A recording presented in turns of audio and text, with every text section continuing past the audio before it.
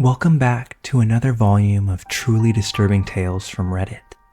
Today we're going to be narrating 3 new unsettling stories taken directly from the platform. I encourage you all to sit back, grab a snack, and enjoy these terrifying personal accounts. Now, without any further delay, let's jump right in.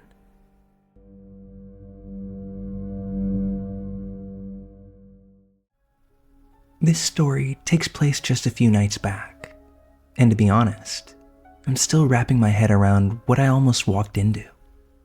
For background, I'm a 23-year-old dude, Bay Area native, and currently a law student at one of the oldest law schools in San Francisco, California. My school itself is not in the best part of the city. A lot of things that plague big metro areas happen to be visible the moment you step off campus, although it's one of those things that you know about living here. For the most part, one is able to just go about your day without it being a real impediment 99% of the time. But there's always that chance. So, it's relatively late in the evening, and me and my girlfriend are lounging in my dorm. I'm half watching whatever she put on Netflix, while also scrolling through Instagram on my phone, all while she dozed off while laying across me on the couch. She happened to surprise me when she sat up and said that she needed to move her car off of the street. Parking here, for those that have cars, is not always the most convenient. There's a student lot that we pay for access to use, but being that it is down the block from where most of us students reside, it can be less inviting to park so far from the front doors of our building.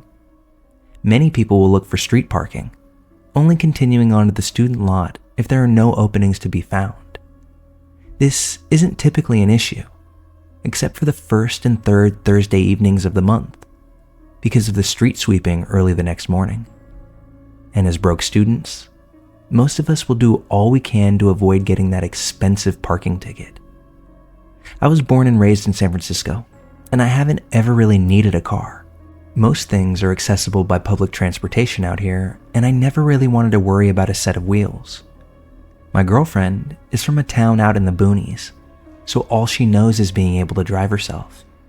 And if we're really getting down to it, that's the cause of this entire thing. As she sits up and groggily goes to slide on her shoes to go down and move her car to the lot, I see this as an opportunity to do the boy-friendly thing. I tell her that I'll be glad to go move her car so she doesn't have to leave her comfy spot on the couch, and because I'm still more or less dressed to walk out the door. She says thank you, tells me that her car is at the end of the block, and then plops back down on the couch. I stand myself up, make my way to the door with her keys in hand and nothing else in my pockets. I walk down the communal hallway to the elevators and press the down button for the lobby. When I land down there, I step out and make my way to the front door of the building, passing the security check-in desk off to the right. I make eye contact with the night security guy, give him the classic dude nod, which he returns in kind, as I step out into the crisp evening. My first step out of the building kind of floods my senses with city noise and city smells. The sound of a munibus a block or two away, the sounds of incoherent screaming a little further off, and the ever-present smell of urine. Okay, let's find this car. While she said it was at the end of the block, she didn't say which way or where exactly, so it's on me to figure this one out. I start on my side of the street, clicking her key fob to see if I can hear or see the horn honk or lights flicker, but nothing. I walk up the block a little ways, doing the same thing, when I finally see the lights of her Volkswagen Jetta light up in the distance on the opposite side of the street. Alright, cool. One step down. I make my way to the car, climb in, and settle. My girlfriend is a bit shorter than myself, so the first thing I have to do is adjust the seat, so I'm not driving anywhere with my knees to my chest. I find the right spot and go to turn the car on, getting ready to pull off. I put the car into drive to maneuver out of the spot, but before I move an inch, a few things happen. 1.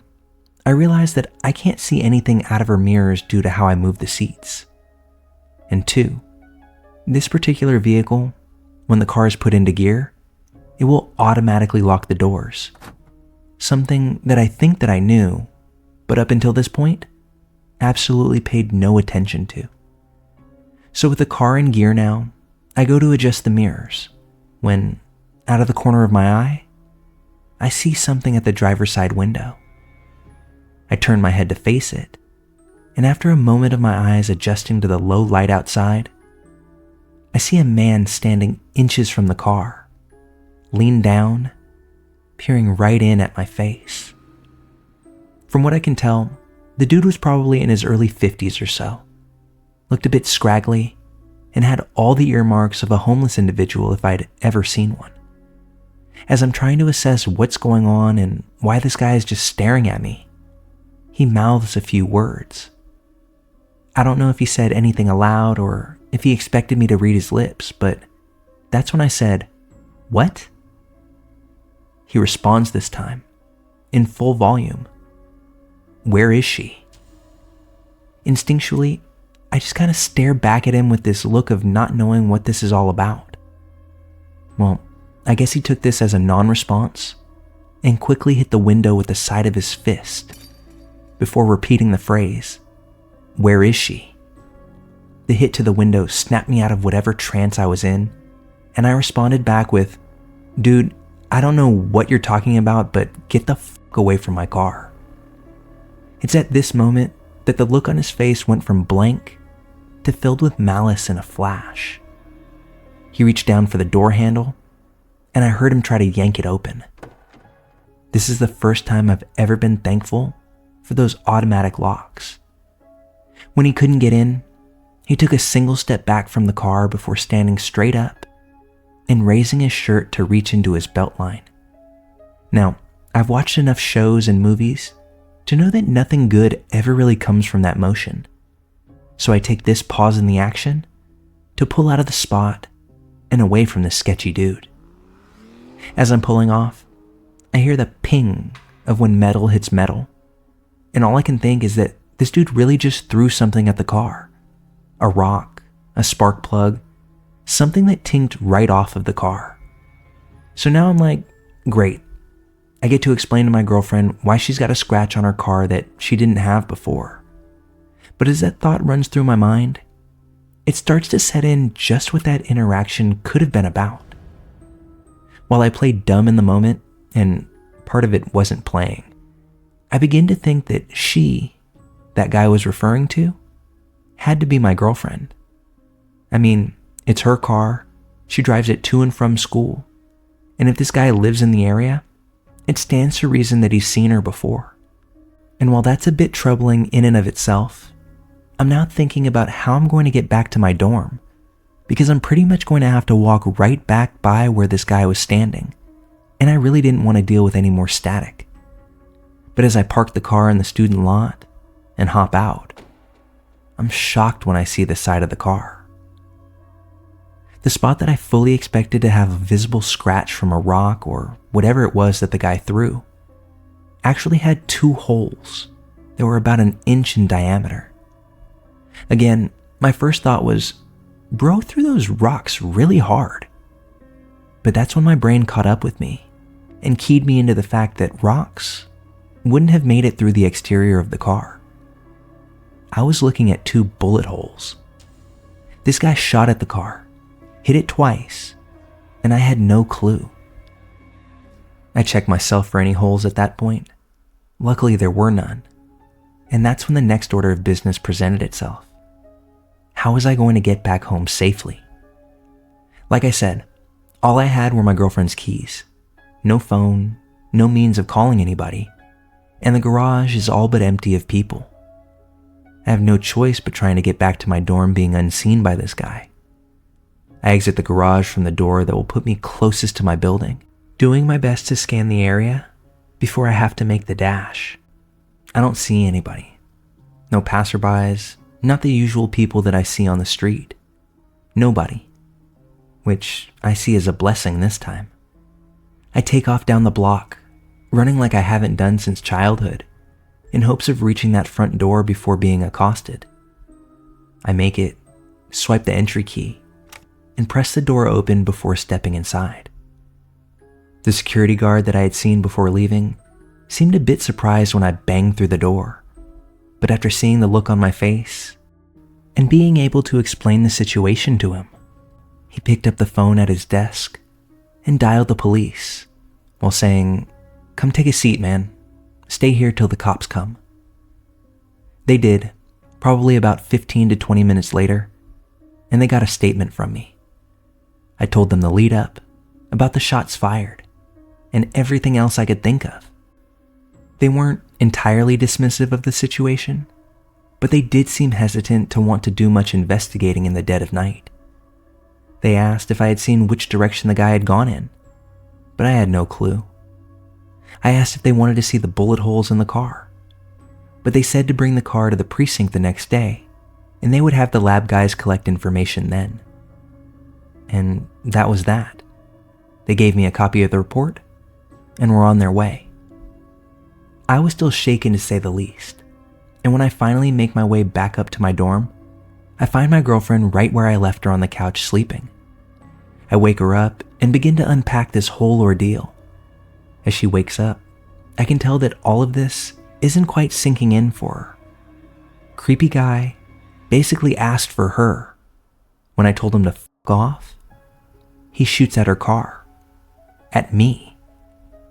That's when she finally asks, "What did this guy look like?" I tell her, worn out, early 50s, disheveled. She says, plain as day, "That sounds like Craig." To which I reply, "Who the f*** is Craig?" She explains that Craig is a homeless guy that she sees pretty regularly. She's given him a few bucks here and there or leftover food, and he's always been nice to her. Although she could tell from her interactions with him that something was a bit off with Craig. He'd always ask her where she was going, or when she was coming back, or if he could walk with her to her destination. She always said no, but I guess recently, she had started to avoid Craig more and more because of how weird he would make her feel. As I connect the dots at this point, it seems more and more like Craig had some deranged intentions. When he saw someone get into the car, he no doubt thought that it was my girlfriend. When he made his way to the window, whatever his original ideas were, they must have changed when he saw me in there and not her. Whether his original plan involved that firearm or not, I'll never know, but it definitely gives me chills to think about. The next morning, we took the car down to the address that the cops gave me for them to collect evidence.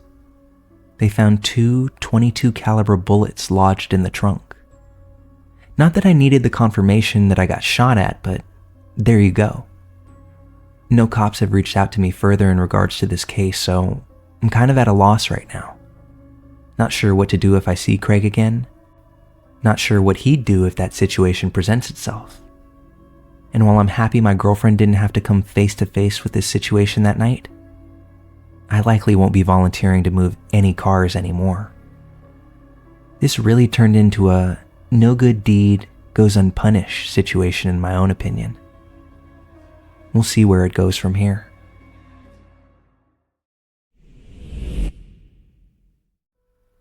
This is a story from my childhood, probably around the age of 10. At the time, my parents ran a construction business. They had several employees on the payroll at any given time, mostly to drive gravel or cement trucks for them. My dad is a kind but naive man who'd often hire friends of friends who were down on their luck to give them a chance to get back on their feet. It seemed like it never worked out well though, because my dad somehow always got linked up with the scroungiest of people. They had a lot of creeps over the years, but I think the worst one might have been Ron. Ron was a friend of my dad's dad, who also worked for us. Ron supposedly had an old work injury that made it difficult for him to work any job where he had to be on his feet all day. My grandpa begged for my dad to give Ron a job, and my dad finally agreed. From the day she met him, Ron made my mom extremely uncomfortable. He just had one of those weird vibes that you can't quite explain, and everyone but my dad seemed to pick up on it. My mom wouldn't let me and my younger sister around him for any length of time. We were homeschooled at the time, and my mom worked in the office, so we were around job sites quite a bit. She kept telling my dad that we should let Ron go, but my dad wouldn't because he said that he didn't have any legitimate reason to fire him. Now, this is the weird part. Whenever my sister and I were at the office on a slow day, my grandpa would always try to get us to come over and sit with him and Ron. He would always ask, "Don't you girls want to go for a ride with us in the big truck?" Ron himself wouldn't speak to us. He let my grandpa handle that. We were shy kids, so we never agreed to it, but he was so damn persistent. It reached a point where it was literally every single time he saw us there. My sister and I would take turns hiding in the bathroom, just so that we didn't have to be around them. They'd always do it when my mom was out of the room, and they'd back off whenever she came back. My dad was never around when it happened, and I don't think that he believed it. I mean, who would want to believe that their own father is being creepy towards their grandchildren?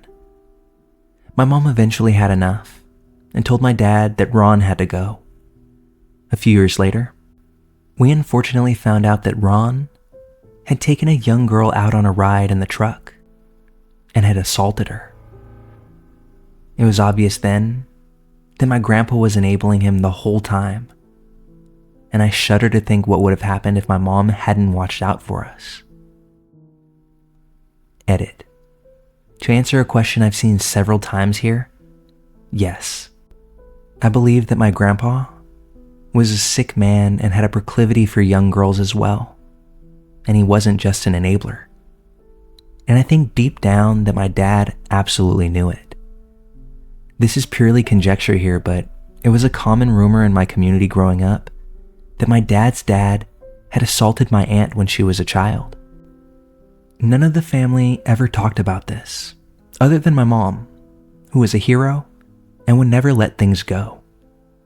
She had always asked my dad, and he'd just say that he didn't know before changing the subject. The fact that he wouldn't immediately jump to defend his dad against accusations that are as serious as this, huge red flag in my opinion. I now have no contact with my grandfather or the rest of the side of the family. And to be honest, my life is much better for it.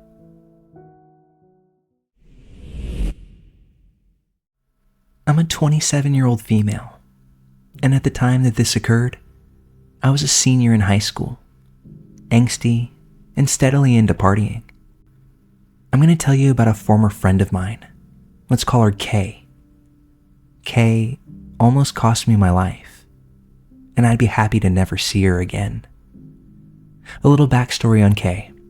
She had grown up privileged, given anything and everything she could have ever wanted. At some point, her parents adopted her 5 cousins, and this is when she started to rebel. Her parents, who were well off, started to pay less and less attention to her, so Kay had all the freedom in the world. At the time that this incident occurred, Kay was 18, and I had just hit that number myself. We were headed to a kickback at these guys' house, and nothing more than a little bit of weed was expected to be there. Now, I was no angel. I had my share of smoking weed, popping pills here and there. I had just tried ecstasy the summer prior. However, that evening, I was planning on staying sober. The night began with Kay picking me up from the house. We stopped to buy cigarettes at the local 7-Eleven. I bought a big gulp, one that came with a straw and everything. This part, crucial for later in the story. We arrive at the apartment, and everyone is smoking, including Kay, but I declined. She would say things about how she never wanted to be high alone. She complained about how I never got as high as her. So, feeling a dose of peer pressure, I obliged and cleared the bong off of her hit, not even taking a full hit for myself. She asked for a drink of my soda, and I handed it to her without hesitation, although she held on to it for a good minute. I had my head turned, talking to someone at the party, when I looked back at Kay and saw that she was messing with my straw. Although I didn't think much of it at the time, as she handed it right back to me. Within about a half an hour or so, I start to feel intensely high, to the point that I needed to escape from the group. I go out front to smoke a cigarette, catch my bearings a little bit, only to find that I couldn't stand up. So I laid on the front porch. That's when all of these dark thoughts flashed through my mind. I felt physically ill, so sick, almost as if my stomach was being torn open. To make it worse, I still couldn't stand. I had to crawl to the bushes to throw up. I thought to myself, all of this off clearing a bong? So I laid back on the porch. The apartment was located on a busy street in the city that we lived in. I had this thought about running into traffic because I felt as if I was dying. So I gave myself two options. I could run into traffic, have a car hit me, and end this horrible pain that I was in. Or I could try to get some help. Maybe flag someone down. I don't know. My mind wasn't in the right state. I had this feeling that nobody at the kickback would take me seriously, although I knew that something was terribly wrong. I thought about calling my mom. I must have dialed her number and hung up like 5 different times. But finally, I called and told her what had happened, and that I didn't know why I was so high. Nobody else seemed to be feeling the way that I felt. What seemed like an eternity later, Kay came outside looking for me, and as I'm puking my guts out into the bushes, she asked me if I wanted to go and get some food. I asked her if she was fucking serious, and all she did was laugh as I continued to hurl. What I didn't know is that my mother had called my older brother to come and pick me up, since he lived close to where I was. He showed up with a machete, ran inside, threatened pretty much everyone at the party. He didn't know who gave me what made me feel this way. It wasn't until I got home that my brother took one look at my eyes and saw just how dilated my pupils were. That's when my family rushed me to the ER, after more puking, of course. My memory here is a bit fuzzy. I just remember asking my sister-in-law if I was going to die and telling her that I was scared. The nurses ended up sedating me due to the fact that I was yelling and threatening all the medical professionals around. Totally out of character for me. They did a tox screen and found MDMA, the drug found in ecstasy, along with other drugs in my system. I'm assuming the other drugs were what's used as filler when you're creating a batch of ecstasy. Now, this is all frightening and everything. However, what I found out a few days later absolutely shocked me to my core. Kay had been to a house party the next night. Somebody there had said she was passing out free ecstasy pills to 4 different people. Of those 4 that she handed the pills out to, 3 of them had grand mal seizures and had to be taken to the ER by ambulance. I'm assuming that whatever ecstasy she used was a bad batch. Remember when she asked to have a drink of my soda? I can only assume that this is when she dropped the pill inside, and it had quickly dissolved. She probably crushed it beforehand or something along those lines. I have no clue, but at this time in my life, I hadn't done drugs for quite a while, so it hit me even harder than it would have otherwise. Kay also went on to tell people that I was the one that slipped her the drug, and she had to go to the hospital. She's a pathological liar, and has had to go to therapy for a long time for several mental disorders. All of this happened because she wanted me to be high like her. I could have ended it all because I obviously wasn't in the right frame of mind. This act still affects me to this day. I know it sounds cliche, but I have a hard time trusting people. With this experience, and among other things, I also don't like sharing drinks with friends. I get scared when I go out to a bar or a club, fearing for the worst. I mean, if my own friend had done this to me, what's stopping a stranger?